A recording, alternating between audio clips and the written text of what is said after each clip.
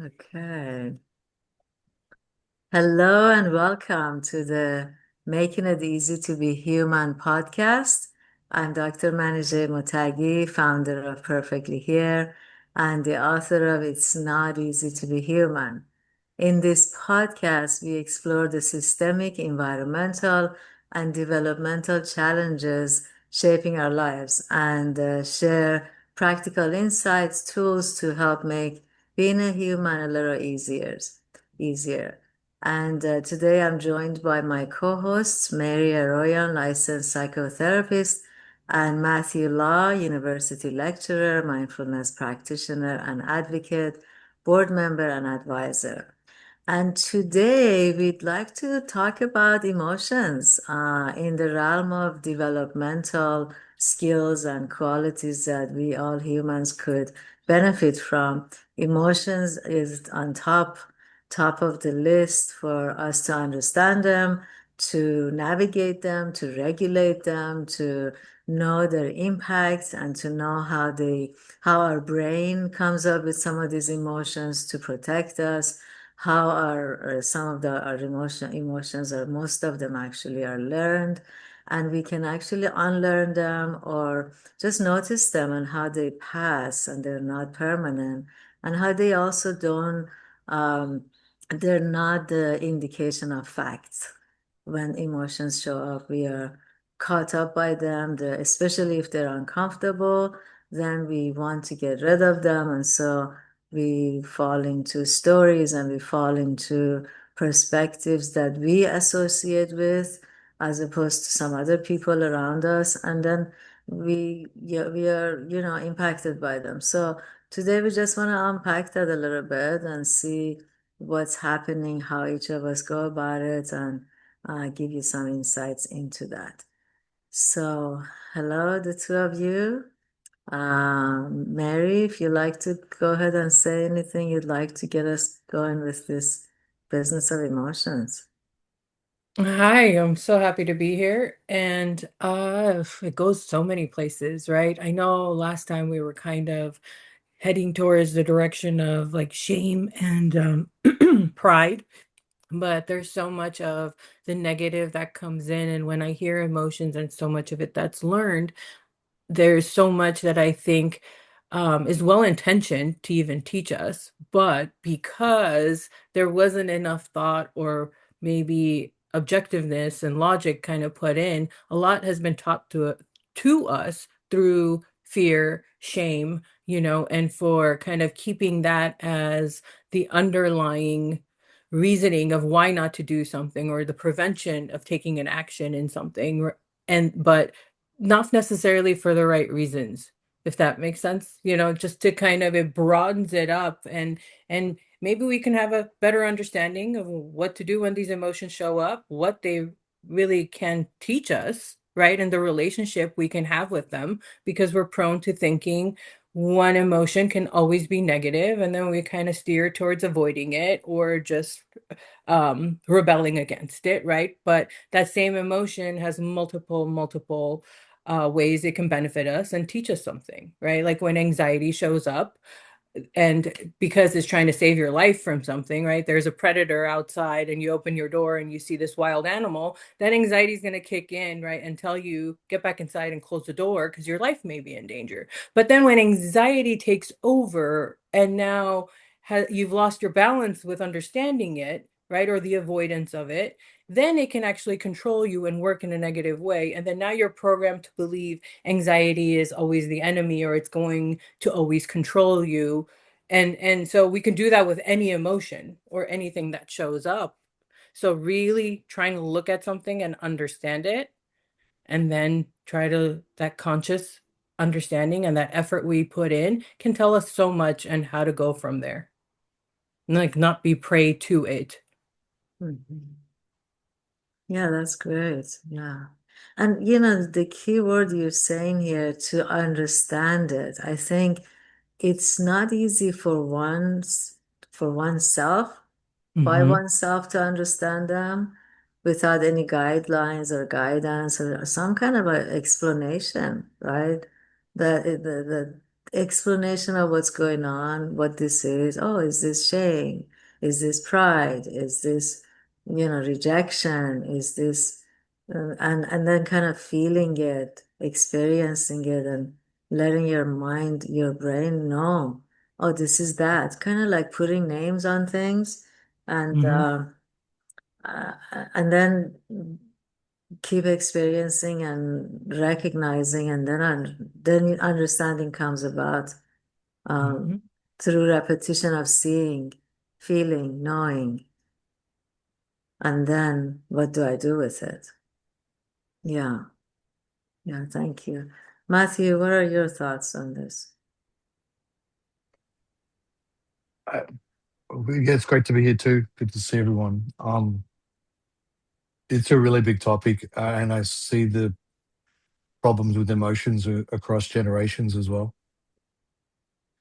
Um, we're in a world that often encourages a fight response, where I think that we do need to learn to be less reactive and more responsive.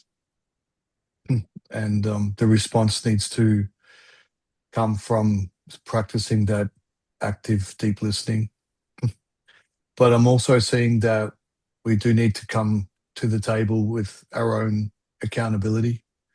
And when I mean that, I think we need to acknowledge that w- we may be also going through a lot ourselves. So we do need to create this container together to be safe with each other and to have the tough conversations rather than to go into a fight or flight mode, or recognize when somebody else is like that too.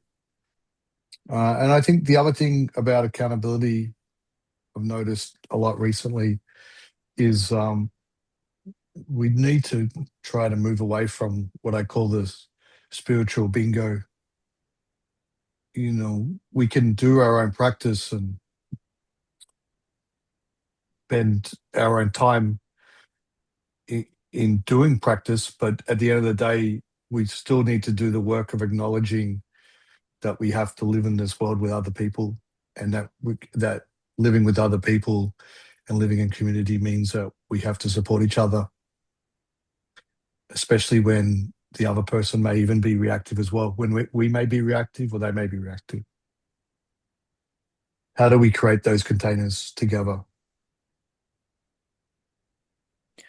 I think it's very difficult to be objective with yourself, and it's hard to navigate any of that by yourself without the help of someone who's trained mental health professional, a coach, whoever it is, right? Like even if it's a religious person for you, whatever it is that you may thrive in, but having someone objective, I think, is a key component in that, because even with ourselves, right, as much as we think we know, as much as we have a practice in place, we often get clouded with our own loops and patterns that we've been struggling with, that we've worked through. And it's especially if you're in an environment where you're surrounded by a lot of like-minded people, that is great in the commonality for you, but it also can keep you very stuck in situations, right? Because you don't have anyone to perhaps that can help you broaden that understanding or that rigidity. So I think having a support system, or especially trained professionals, is pivotal, but the willingness needs to be there first. Yeah, I like that. Yeah. For sure. So Matthew, you said quickly something about spiritual bingo. Um, can you elaborate on that? Are you talking about someone who thinks they are spiritual and therefore they are good? They don't need to do any more self observation or self analysis or self reflection. Do you want to talk about that a little more? Sure. Um, from recent experiences, I think when you are in some communities where everybody's using a lot of the spiritual and mental health buzzwords, some flags go off. And we're living in a world where we're so used to hearing all these terms like attachment style and narcissism and personality disorders, when I really think that we should just get back to the whole basic root of understanding emotions, shame, our own personal histories, and get away from just trying to label everything and just come back to the fact that as humans, we're all suffering in some form or another at different times in our lives. And we need to just support each other in that endeavor to try and become the better version of ourselves. So, yeah, I've really been actively trying to use less of the spiritual bingo and more about just talking to people about what are they really feeling, and even can we actually have a conversation about that, because a lot of people go straight into this tactical problem solving. I'm fixing this today, I'm talking about how I need to put this in application or pay this bill, or this is wrong, rather than to actually sit with their emotions. They may celebrate, oh, I spent 8 hours on a cushion last week, but what does that really mean? Are they, how do they really feel about things? And do they have the ability to even speak about those things with somebody else? And are we giving the container to do that too? Mm. And so I'm really trying to spend a lot of time with people about how do we come together in community to just talk about our problems and our emotions. And we're not asking for advice. We're just looking for people to listen to us and perhaps even have an affinity for our own experience in as well.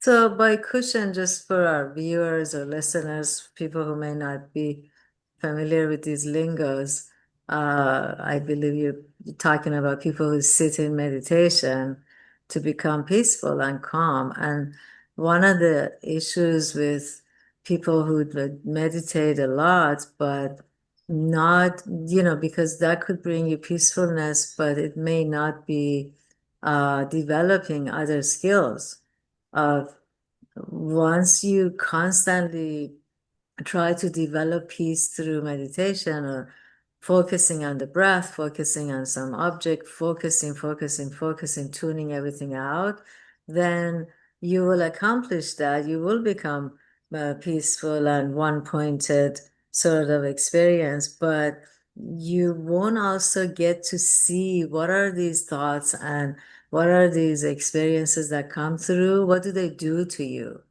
Because you need to see them, be able to notice how they impact you before you let them go. It would be a good thing to do that before you tune them out and exclude them. Because life actually doesn't work as exclusion. Life is inclusive of everything all the time. And so when we sit in meditation on the cushion or on a chair or standing or walking meditation, lying down, mm, it's very important for us to know that peacefulness and joyfulness, also happiness, which I think I'm going to be actually focusing our next course on, happiness, doesn't come from the lack of lack of understanding or lack of um uh, I'm sorry, lack of hardship or lack of people being all kind and people being all understanding and everybody be very polite and respectful, and it doesn't come from having that, but it comes from our internal, which is what she was pointing to, our internal capacity to be able to endure, endure patience. One of the things yesterday we were jumping over fire as this ritual of Persian New Year, and saying to the fire, after we said to the fire, my yellowness to you, your redness to me, which means your my ailments and low energy to you, your vitality and vibrancy and health to me. Then people opened up to what else they're going to say to fire. And my sister started saying, patience. I want patience. Patience. To be able to endure difficulty. What is happening, and difficulty is usually emotional. while it's happening and be able to, and you point to it, Mary, about being objective.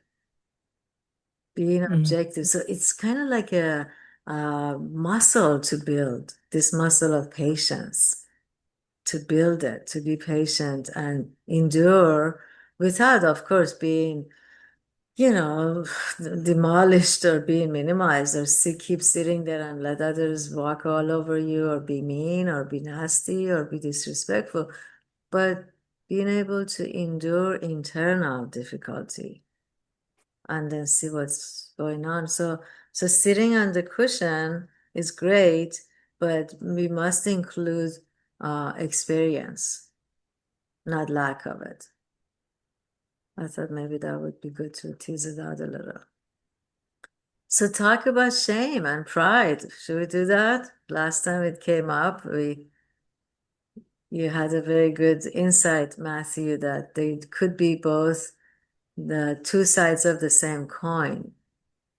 Um, I mean, for myself, I noticed recently that with these events with Iran and all the killing and the attack on the regime from the US and Israel, and it's a lot of things are coming up for me. I noticed that, so 47, 48 years been living in the US, growing up here. I was a teenager when I came, and so because of the name and the label of terrorist that's been associated with the government, with the country I was born in, um, I always had this kind of behind the scenes shame about it. Kind of like, oh my gosh, that's not us. That's not me. I have nothing to do with that. Anybody who said, "Where are you from?" I'd say I'm Persian. And I find out that all of us say it in different places in the world because of dissociation with the name of the country right now. And so mildly, without even knowing, there was a shame that came with it. But then pride would come up to remedy that. The pride of, I have this background, I'm Persian, we have the humanitarian laws or, rights. The first person in the world was Persian who did, bringing up that pride to kind of offset the shame. And so Mhm. now that all these things are happening, that pride has become much more stronger in me to more publicly talk about it. And it's painful. Shame is very painful. Has a very low energy if you don't know what to do with it. If you don't have something to offset it, kindness, love, caring, pride. So pride is interesting, isn't it? In one sense, it could be destructive or very, if you're proud, you become egoistic, or it could actually be two ends of the spectrum. Where are you with it? Where are we with it? So I have to also watch myself that my pride, expressing my pride for my heritage, is not so overly done that the people around me don't feel less now because they don't have that heritage, that they don't feel like, oh my gosh, these Persians, you know. Um, so, what are your experiences with these two different emotions? Well, I can say I'm kind of, in the past, pride to me was more about that defense system that I had built in for myself. Especially if I was disappointed or felt like, I don't know, in any way inferior, I guess, or something, and I had trouble expressing that vulnerability, I would resort to pride, where I would convince myself I wouldn't need something. I wouldn't need that person or them to help me out or whatever it is. So it would kind of be on this wrote just this took this stance, but it was more associated with self-sabotage for me after a while that I noticed it, you know? So when I was saying earlier about the relationship you have with some of these emotions that show up, I know that working on myself and through different things and putting in that time and that effort, right? Because it's basically rewiring that internal process, that internal system you have, that when pride showed up again after a while, I thought went into like this complete panic mode of thinking I'm regressing. I've all the time, money, energy, everything I've put into this growth, right? This enlightened process or whatever is coming back. Like it's not, it hasn't served. I haven't done what I needed to do, but teasing it out and seeing the other side of it, right? Where it doesn't have to be the bad guy. And if it's showing up and if it was this big energy, then if it was this person that's in my space, I would ask why it's there, what it's doing, right? When is it going to go away? Why is it just still lingering?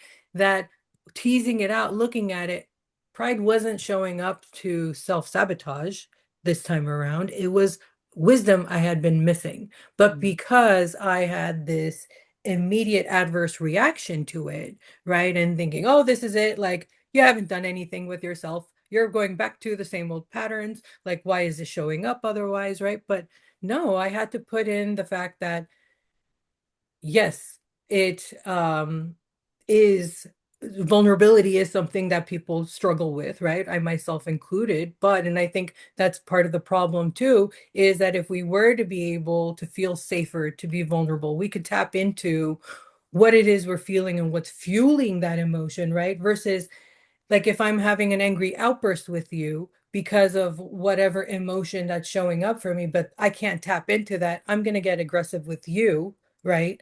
And then at that point, whereas if I had just stopped and taken time to understand, maybe I just felt like I wasn't being seen by you, right? Maybe I felt um inferior to you, whatever it was, I didn't feel heard by you. And if I was able to tap into some of these things, right? Or anybody, like anybody, it's hard to do that. Then you have a different conversation, a different dialogue forms where I'm not coming at you in a complete attack mode where you're going to automatically get defensive, regardless of how much merit there is to what I'm saying. You're going to get into defense mode. Whereas if I just broke it down and saying, and owned my process with it, my emotions, not assuming yours and jumping to conclusions, I could actually break it down and say, I'm having this moment where I'm not feeling seen by you. I don't feel heard by you. I don't feel like I matter. And I'm bringing this to light because this is what I'm experiencing right now. You're not going to go into a tailspin and get defensive with me at that point. You're going to try to sit and hear, or more likely to hear, what I'm saying, right? So again, it all comes down to creating more of that opportunity to understand things. And even if you don't, talk to people who help you do that. But if I got stuck in thinking, I haven't shown any improvement in myself, I haven't shown the growth that I want. In fact, I have, is therefore I was able to see that pride was trying to give me the wisdom I had been missing. Mm. Mm. A lot of self-disclosure, but here we are. Ah, we have to. It's But relatable, right? It's personal experience. no, I Yeah. mean our viewers, listeners, they need to know that we are humans. We're not the AI Yeah. version of something. And we experience it all the time. But then it's about the more you practice, I think this is the difference, what you're talking about. Was it waste of time and energy and money and all this that I have gone Mhm. through all of this? But now you have more pieces of the puzzle, more ways of defining and looking at it. And now you could actually see that each situation is unique to itself. You know, Mhm. it's not like one way of thinking or one like this pride. We could actually define it. Oh, at times it comes to defend oneself from like no, do not Mhm. minimize me, do not do this, do not, as a defensive mechanism, which is healthy, right? At times it could be pushing away, and like you had the example of, I know I don't need you, I don't need anything, I can do this by myself. forget it. You know, it could be like that feeling of being rejected and Hmm. responding to that and to say, no, I don't need anything, I don't need anybody because still I want to be whole. These emotions, they disintegrate us. And it feels like it's coming from outside, from somebody else, which is conditions do that. But then what happens after development, time in development, is that you go back to equilibrium much faster than before, and you have much more understanding of the different nuances. There are many different I love that because so that, like Matthew, you were saying, if you think of somebody as narcissistic or a few behaviors that indicate narcissism, you're not looking at the thing in a nuanced way. You're not looking at all the different little bits and pieces of strengths and emotions and triggers. And the person might be acting very narcissistically, but they're talking as if the father is talking right now. And they don't see it, they don't know it. And nobody sees it. It just looks like, this person is just, it doesn't make sense. And looks like their self after their own self agenda. But then once they can see it, maybe they will reframe and modify or pause or be able to listen to some more. So, yeah, what are your takes on pride and shame, Matthew?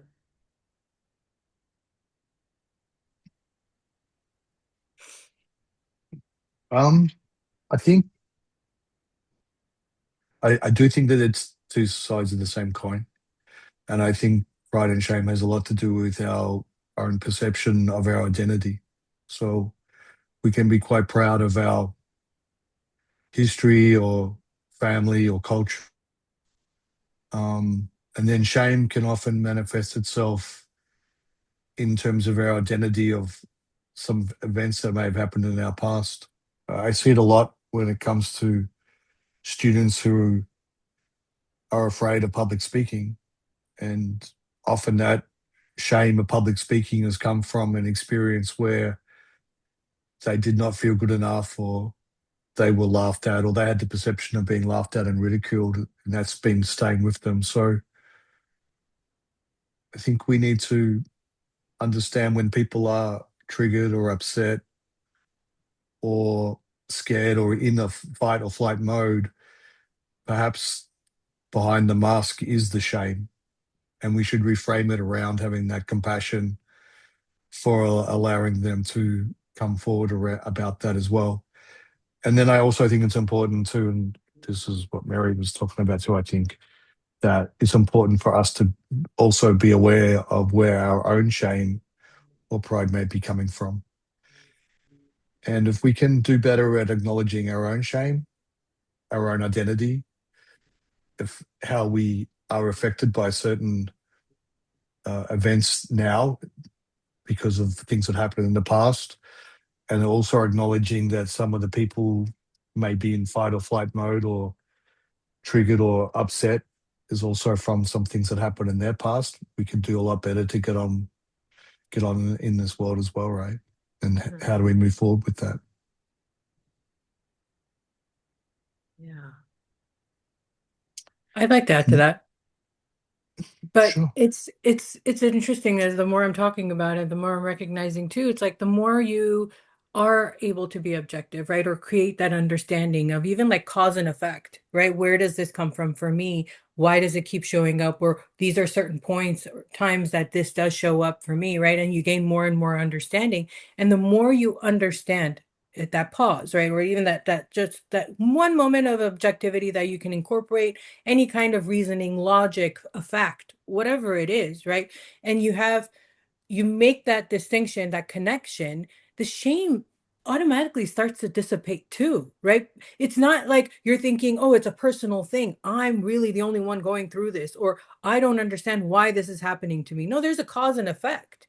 You're just now realizing what happened, and now this is what I typically may have done before. This is how I typically have reacted before. But now that I'm gaining this insight, I have more of this awareness, and I can stop and think about what it is versus just attacking myself and berating myself for what's wrong with you for thinking this way, what's wrong with you for believing this, or how could you think this, right? How could you say something like that? What made me do that? And the more I understand that, the less that shame can will need to be there because there's another explanation for it. So Mhm. it does, pave itself and pay for it in itself, but it's a lot of work. I'm not going to sugarcoat that part. You, how bad do you want it, or how much more do you want to suffer, really? I love it. Yeah, I used to tell my students, you want to suffer is fine. You continue, Mhm. and then look at other things that you can right now, you know? Yeah, so I'll add a little piece to it, and then I want you to think about what are some ways of practice that people can take into their daily life and, and do practice with so that they can be better at recognizing. I think big part of this recognition. And I'll give you an example. Like this weekend, I had a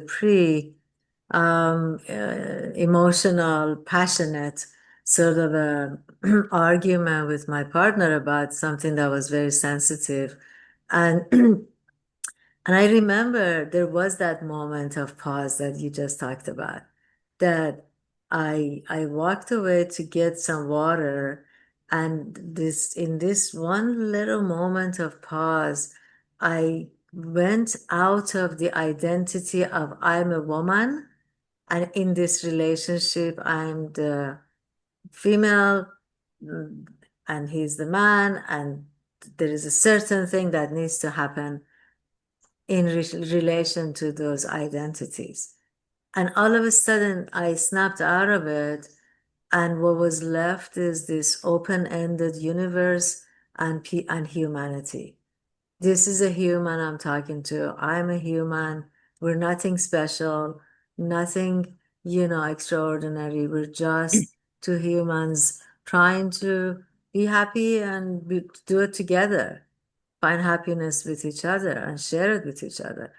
And so in that moment, everything calmed down quite a bit inside my mind, whereas it could have just escalated into believing my own version of things, totally sticking with my own story of it.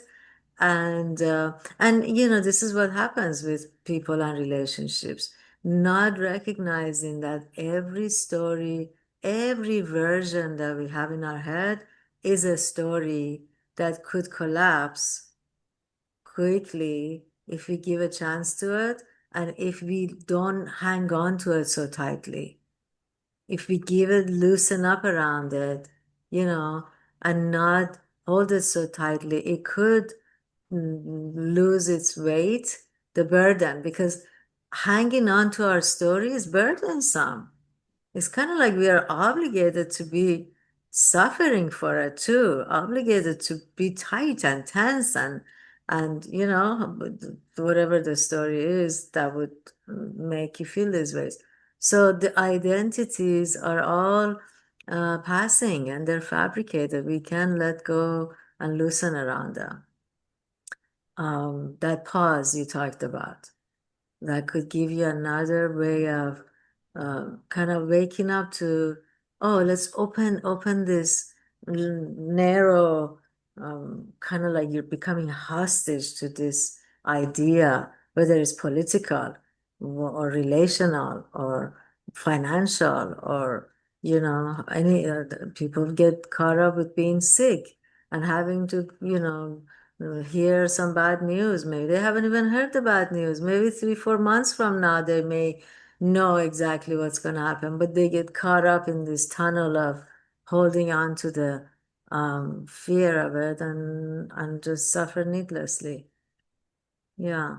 So maybe if whatever comments you have, and within the comments, maybe bring some kind of a practice for our viewers, listeners to do? I think the pause is a major point or a major a tool that a practice I put in place. And let's face it, right? The more we understand and the sooner we grasp this or take have a better balance with it, the better off we are because emotions are not going anywhere. They're going to constantly show up and they're going to constantly fluctuate. But for me, the pause gives me so much because I can also be that reactive person. And so instead of reacting to whatever defense mechanism, that I may feel like I need to go into at that moment and perhaps make comments or say things just out of that defensive mode, right? This allows me that pause allows me to take a step back. I don't have to immediately react. I don't have to say things I'm later going to regret just because it felt right at that moment or it felt satisfactory at that moment to maybe want to say or. So taking that step back and that pause gives me that freedom and peace of knowing that I don't have to add on to whatever the conflict or obstacle is and this misunderstanding is in this situation. But also, the more I do this, and occupational hazard also, but like it's you stop and try to recognize what that person where are they? What are they stuck in? What is actually fueling this reaction, this dialogue, this emotion that they are now demonstrating. And I know that's not easy to do, especially when you're in the thick of it yourself. But the more you practice, I mean, the more I practice that, it almost gets comical in a sense because I'll catch myself going, oh, wow, look, in the past I could have done this or said this. And this feels so good now that I can actually come out of this proud of myself, right? And then look, there's no real shame to go with that. And it just starts to build into a momentum where it gets more and more encouraging to do. Mm. Mm. I like that.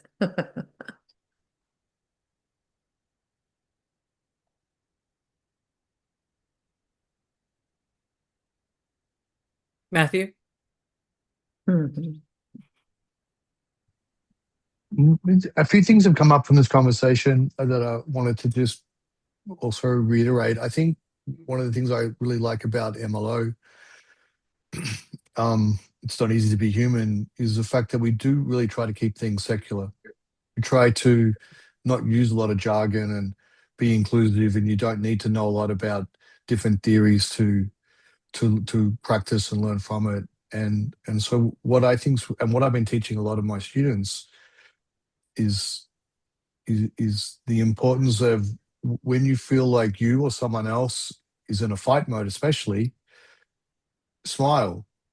I see a lot in the street. Like if you see someone you think's aggressive in the street and you smile at them, 9 times out of 10, it actually disarms them a little bit and brings them down. And then you can have a decide for yourself some discernment. Is this a dangerous situation or are they just misunderstood what's really going on here?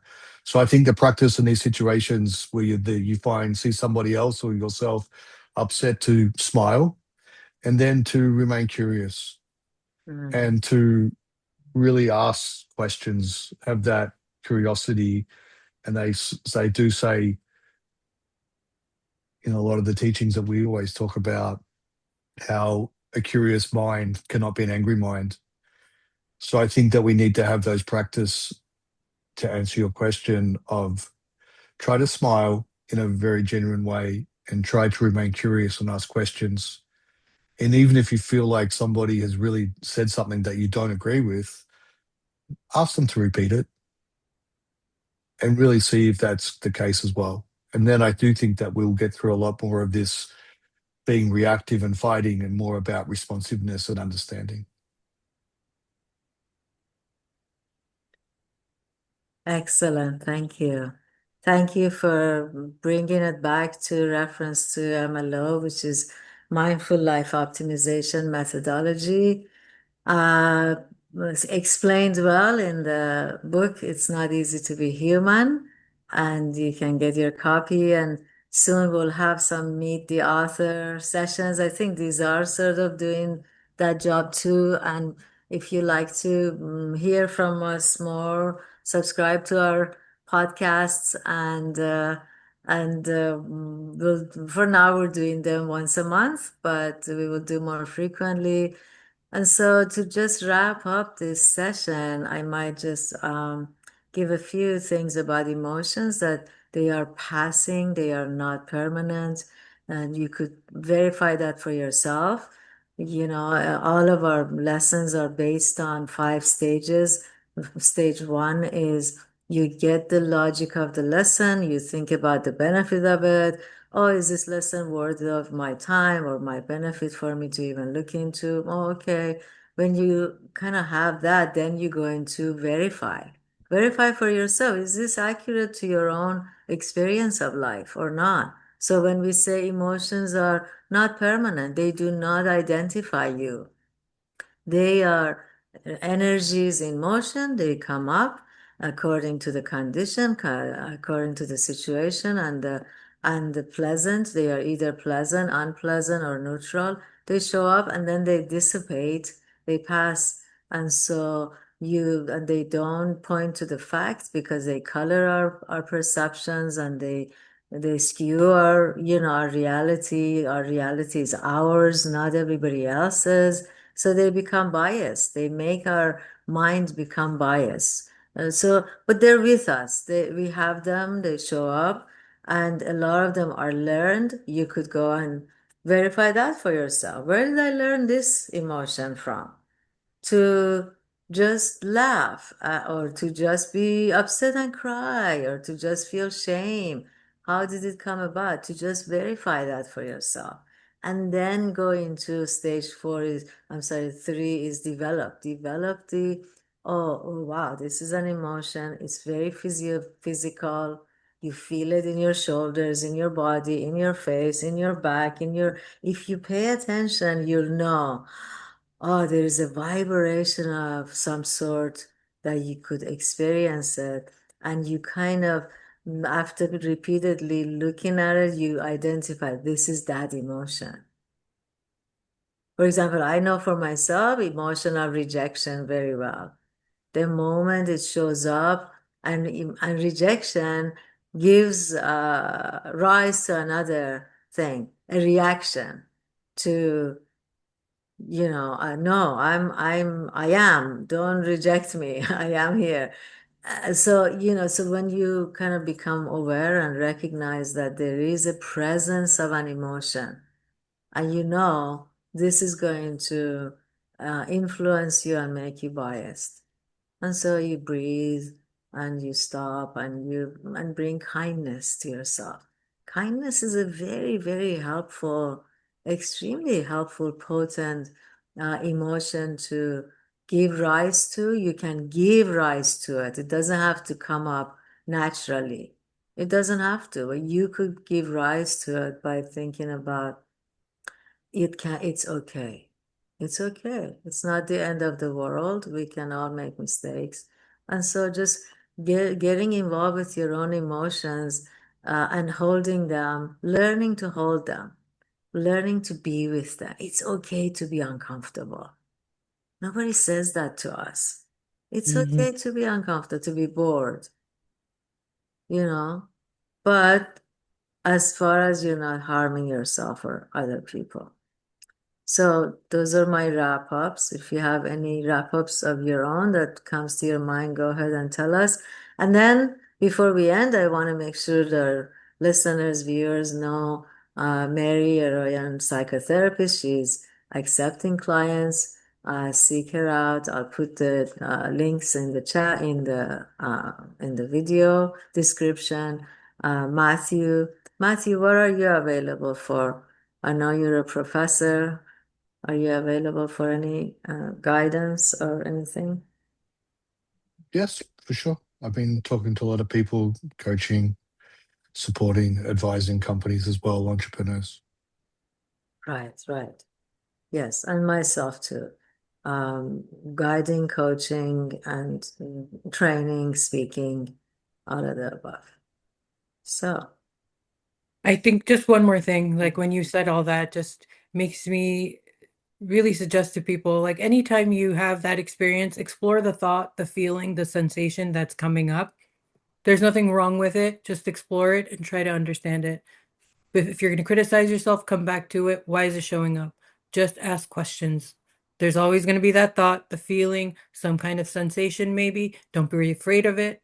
Just question it. Okay. Any closing thoughts, Matthew? I guess the biggest thing I'd like to say too in these situations is that if you do feel like you have been emotional or triggered, always try and apologize, and Hmm. always let other people to also allow them to apologize. Mm. Let's not go down the route of canceling everybody. And we are human after all, and it's not easy to be human. So let's create the space and conditions for us to have apologies and to learn from each other in those moments of difficulty. I love that. I love that. Thank you. Yeah, show that you're not okay that somebody got hurt. It's a yeah. Let them show that too. Excellent. Very good place to end. And so happy Nowruz to everybody. Nowruz belongs to all humans. It's the celebration of equinox, the spring equinox, and all that Mhm. represents life, forgiveness, renewal, happiness with spring. So may it bring you joy and good life, everybody. Thank you.